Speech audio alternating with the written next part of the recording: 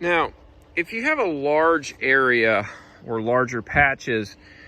for example, like this here, where there just wasn't enough fines getting into the actual rock material, and now that it's drying, it's starting to really expose a lot of the aggregate. What you can do, which I've already done,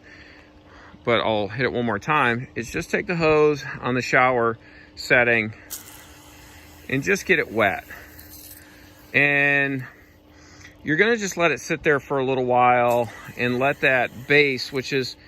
pretty compacted, but you're gonna let that just sit, and it will soak in, but get that wet again. That way then you can come back and you can sprinkle on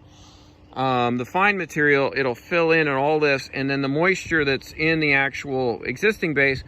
will soak up into the freshly shaken on or screeded fines, and it'll get wet, and then you can just go over it with the trowel.